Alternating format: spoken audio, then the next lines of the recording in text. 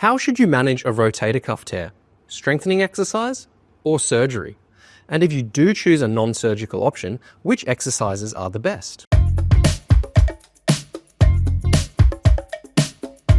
Hi, I'm Brodie from Be Mobile Physiotherapy, your go-to expert in strength and fitness for over 55s. If you're new to the channel, make sure you hit that subscribe button so you don't miss out on future videos like this. The first thing we need to understand to have a clear picture of this situation is that rotator cuff tears are very common and often asymptomatic, meaning they don't result in any pain or loss of function. How do we know this? Well, there's lots of research that's pretty hard to argue with. For example, several studies have taken people who had pain in just one shoulder and done MRI scans on both of those shoulders.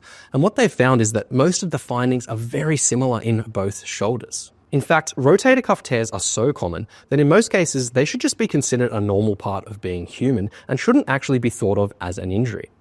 This systematic review, published in the Journal of Shoulder and Elbow Surgery, looked at over 30 studies with over 6,000 subjects.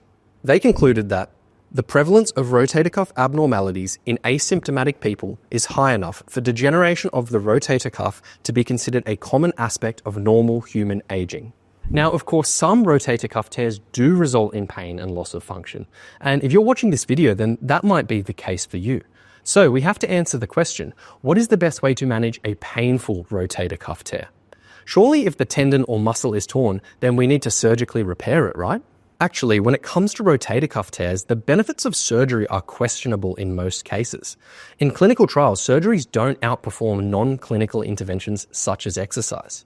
This systematic review from 2022 summarized all the available literature on the topic. They concluded that, based on the available evidence, exercise is as effective as surgery for improving quality of life, disability, and pain for large to massive rotator cuff tears. But how can this be if the tendon is literally torn? Well, you might think of a rotator cuff tear as like a rope that's been cut, but actually this is rarely the case. The rotator cuff tendons and muscles are actually quite wide and flat, more like a strip of tape than a rope. In the vast majority of cases, the tears can be more thought of as a small split or maybe a hole in the middle of the tape. But as you can see, the tape is still strong and the unit as a whole still functions. So that's a better way to think of rotator cuff tears and explains why in many cases surgery to repair the tendon isn't needed to get a good outcome. This is why guidelines recommend exercise therapy as the first line treatment for managing a painful rotator cuff tear, not surgery. Unless you've had a complete rupture of the tendon following a traumatic injury, you should at least trial a period of extensive exercise and rehabilitation before considering a surgical option. Exercise can help to strengthen the muscle, strengthen the tendon, reduce pain, reduce inflammation, improve the mobility of the joint, and perhaps most importantly, get you back to doing the meaningful activities that you enjoy. Hopefully now I've convinced you that rotator cuff tears aren't always so scary. Even if you do have a lot of pain at the moment, it will improve. You probably don't need surgery, and exercise is the best thing you can do to help your recovery. Okay, so now with the help of my colleagues, Ollie and Alicia, we're going to show you 5 great recommended exercises that you can do to help with a painful rotator cuff tear. Okay, so our first exercise is shoulder external rotation.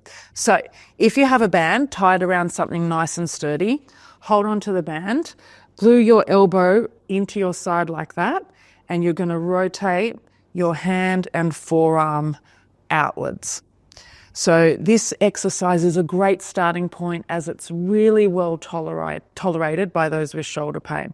Now, if I want to make it harder, I can take a step away from where the band is attached and that will create more resistance. And if it's too hard, I can move in a little bit like that. Now, if you don't have a band, you can also do this exercise lying down. So I have a dumbbell, but you can use a can of tomatoes or anything you have lying around the house. You don't need a lot of weight. So lying on my side, same thing, I'm going to glue that elbow in, starting with the weight down here, and then I'm raising the weight up as high as I can and lowering it down with control. And I can really feel that working the rotator cuff muscles in the back of my shoulder. So this is external rotation. Give it a try. All right, exercise number 2 is the lateral raise. Now, this is a really good one for challenging and building up the strength and tolerance of your rotator cuff. but it is challenging to start, especially if you've got a very sensitive sore shoulder. Now, all the movement is starting with your hand by your side. You're simply taking that arm out to the side like I'm doing there. Now, if you're sore and stiff perhaps, this one is challenging to get it all the way up. So you might start with just a smaller movement. You might just go to here, and then as you become more confident, you might try and go a little bit further. Now, using the weight of your arm is fine to start, but as you build up in some strength and confidence, you can add a little bit of weight, like in a dumbbell. So you're doing the same thing, just bring it out to the side with the goal of getting it to shoulder height like that. But as I said, you're just doing what you can tolerate. Anything is going to be really good for your rotator cuff there. Now, if you play around with that and you can't find a way of making it comfortable, another option is actually just to go on a bit more of a diagonal movement, like so. And we call this one scaption. So you could do that with your hand or with the weight once again, just coming out at a diagonal angle there, a diagonal angle. And that can sometimes be a little bit more tolerable if you've got a sore shoulder. Okay, so that one's lateral raise. Give it a go.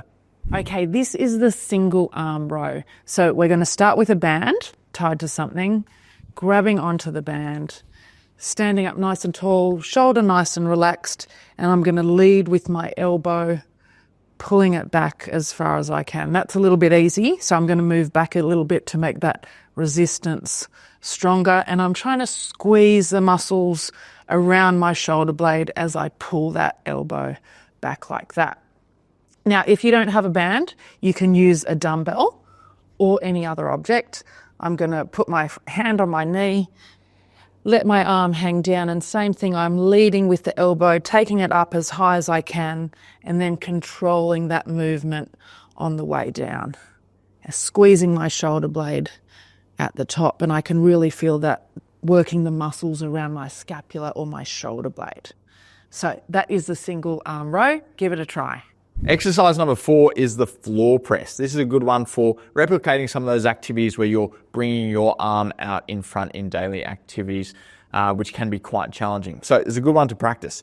All you're going to do is find somewhere comfortable to lie flat. Now, I've got a mat here on the floor, but you could do it on your couch or on your bed. And you're going to lie flat on your back, taking your time to get into position comfortably, and holding a light weight to start. All you're doing is pressing up over your shoulder and then slowly bringing that weight back down to the starting position.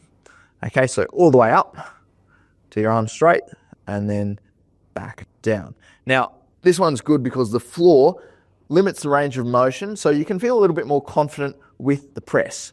So all the way up and back down. Now, of course, if this is easy and you're managing it quite well, then you could increase the weight slightly, and vice versa. If it's too hard to begin with, you might just do it with a really light weight or just the weight of your arm. That might be enough to challenge the rotator cuff. Okay, so that's a good one to get started with. But while we're here, before we get on to the next exercise, make sure you subscribe to our channel to catch all our latest new videos. Our final exercise for today is the overhead press.